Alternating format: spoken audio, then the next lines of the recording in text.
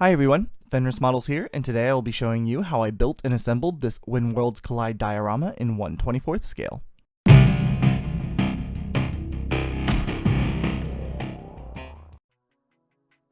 The first thing to do before starting any diorama is a little bit of planning. Even if you can see perfectly in your mind's eye what you plan and the goal is, it never hurts to do a quick sketching. For me, this helps later in the process when adding things like rocks and vegetation to the scene. The main material that I am using is pink insulation foam that is 1 inch thick. I like to save any scraps to use for any irregular additions to the base, and in this case, rock formations. Rocks are fairly easy to carve out of foam scraps with an Olfa-style utility blade. The biggest thing here is to make all of your cuts at angles. You want to eliminate as many 90-degree corners as possible. Outside of that, it's essentially just carving away at any unnatural looking edges until you get something that looks good. Sometimes I wind up carving away most of the material, and other times it's just a handful of cuts that are needed. The process is relatively random, which definitely adds to the realism of the final product. I like to make at least one large rock and a handful of smaller ones. Usually the larger one will have a flat top that feels a little weird, but capping it with some of the other smaller ones fixes that pretty quickly. And once I'm happy, I can glue the rocks in place on the base. After the glue had dried, I made up a batch of Sculpt-a-Mold. This is a plant fiber based, plaster-like material that makes for great ground cover in dioramas. Simply add enough water to get it to the consistency of cottage cheese and you're good to go. You don't want it too wet because it can take a while to dry, especially if you live in a humid climate as I do. Using a gloved hand, I spread the mix all over the base. I didn't want it to be too thickly applied in any one area, again due to drying time concerns, but I also didn't want to have any large patches of non-textured area at the end of it all. One thing I made a particular effort towards is blending the rocks we just added into the base with the Sculpt-a-Mold. This helps to avoid any floating rocks that just look like they're sitting on the base and make them seem to actually be jutting up from the earth. This was left to dry for about 30 minutes, and then as it was starting to set up, I took a wet finger and smoothed out all the irregularities. There will still be some variances here, but in doing so, it will look much more ground-like in texture when we get some paint on it. It was during this phase that I also pressed the Triceratops into the material so that there would be footprints from where the dinosaur had been. While I waited for that to dry, I could start work on damaging the McLaren. I wanted to go for something like the car had hit the dinosaur in a head-on collision, so I needed to make some airbags. This was accomplished by simply tossing some tissue paper into shape and then coating it in Woodland Scenic's Scenic Cement to help hold its shape. For the car itself, I took a heat gun and warmed up the plastic until it was nice and malleable. Since the idea was the dinosaur had rammed the car, I used the model itself to mold the damage. It didn't take much pressure to perfectly deform the front into the shape of the Triceratops' horns. Removing the excess paper with snips, I could then glue the airbags in with some CA glue.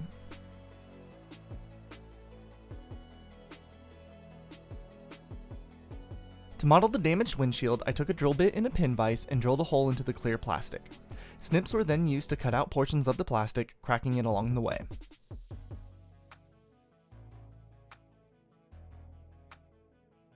Any larger piece of plastic that came out was set aside to be glued inside the car to simulate the glass shattering inward.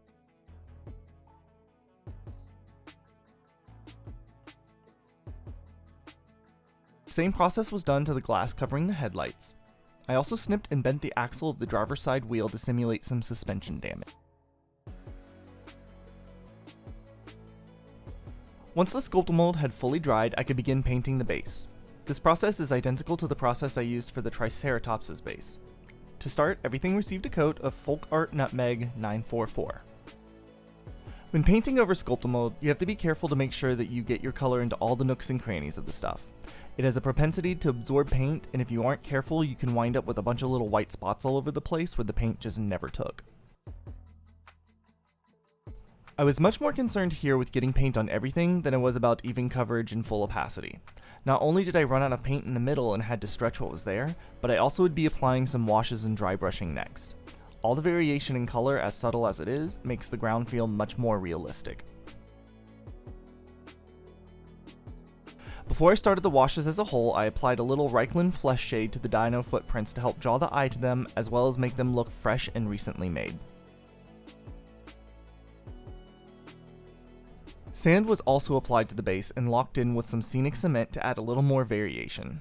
I applied this after painting but before the washes so that it could stand out while also getting tied together with everything. When applying the washes, I made sure to try to be as random as I could in my application, as well as how much I feathered things out. First applied was Vallejo Mecha Weathering Oiled Earth 69.521,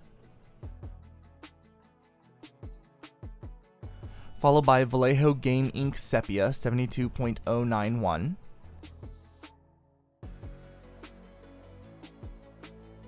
Citadel Shade Carroburg Crimson, and Citadel Shade Reichland Flesh Shade. A paper towel was then used to blot up any wet spots and soften the transition between colors. The base then received 3 separate dry brush passes. The first was with Vallejo Model Air USAF Brown 71.125. Similar to the wash and the base coat, I varied the pressure I used and the amount of paint in the bristles to get some variance in the final color. This was then repeated with Vallejo Game Extra Opaque Heavy Gold Brown 72.151. However, I made sure to apply my strokes perpendicular to the previous so as to not inadvertently create a pattern from the dry brushing. And then again with Model Air USAAF Light Gray. This time I went from corner to corner, splitting the difference between the angles of the first 2 passes.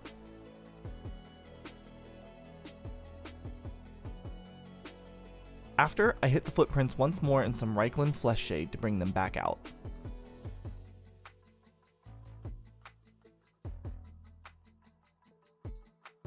A few places were picked out to receive some clump foliage. I used Woodland Scenic's Conifer Blend, but that was admittedly mostly because it was the closest to hand. Usually what I like to do is take a few different colors and some of their blends and then make my own blend from all of those, but I had run out a few projects ago and I just hadn't gotten around to making any more. Placing the car back on the base for reference, I also added some JTT Scenery Products and Landscape Lichen. This stuff is just dried and treated lichen, but in scale, I think that it makes for some good looking prehistoric plants, don't you? Once happy with their placement, I dyed them all in various washes, including Anthonian Camo Shade, Coelia Green Shade, Reichland Flesh Shade, Drucci Violet, and Carroburg Crimson. Lastly, I added Army Painter's pre-made static grass tufts in both their Mountain Tuft and Wasteland Tuft colors. And then a quick check to make sure everything was meshing well before I locked everything in place with some scenic cement. Happy with how it all looked, I took some Ceramcoat Black and painted the edges of the base.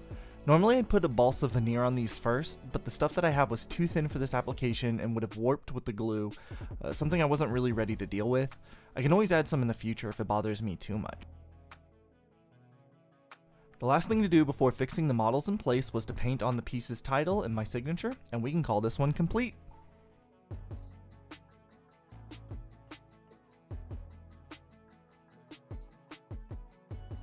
Now, if you can't tell, I had a ton of fun with this build.